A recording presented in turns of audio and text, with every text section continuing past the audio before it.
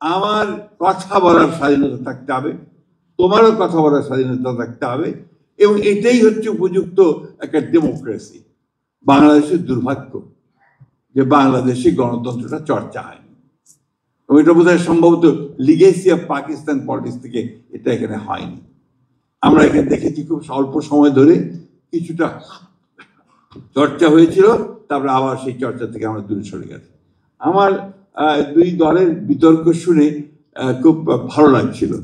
তো একটা আমার আপত্তি আছে, এই যে আপনার মাননীয় প্রধানমন্ত্রী আর মাননীয় স্পিকার কথাটা, এটাকে আমরা বাদ দিতে পারি না?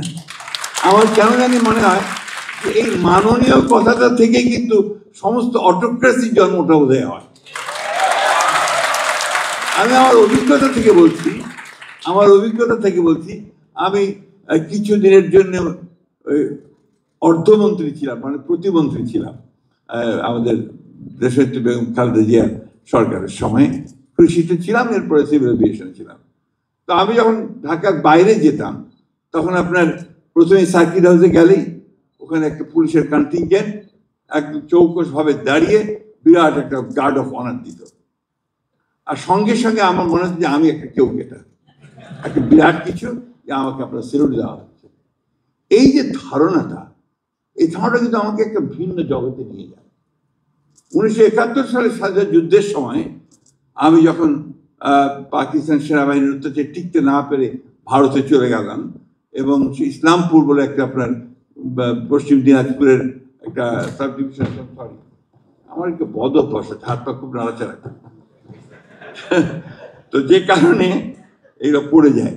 তো ওই সময় আমরা আপনার পালিয়ে যখন ভারতে চলে গেলাম, তখন তো কোথাও রাতে শোবো কোথায়, থাকবো কোথায়, খাবো কি, সবকিছুই সমস্যা।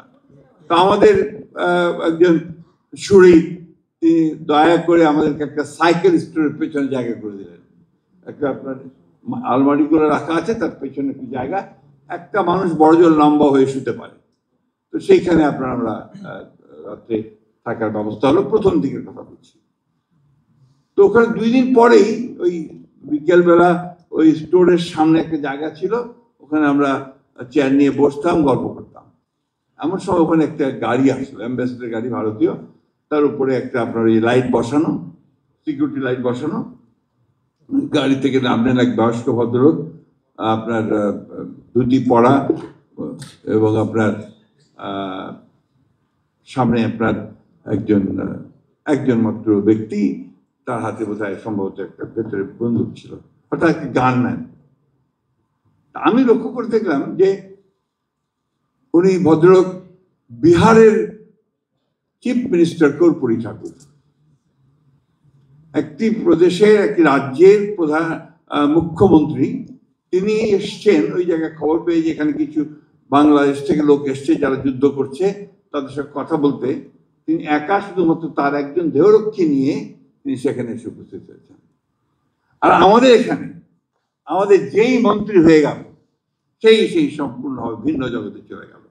তার সেলিউট, তার বাঁশি, গাড়ির সামনে একটা গাড়ি, পেছনে আরেকটা গাড়ি, এই যে মানসিকতাটা তৈরি হয়, এই মানসিকতাটা কিন্তু আমাকে ধীরে ধীরে ওই ডিক্টেটরের দিকে নিয়ে যায়।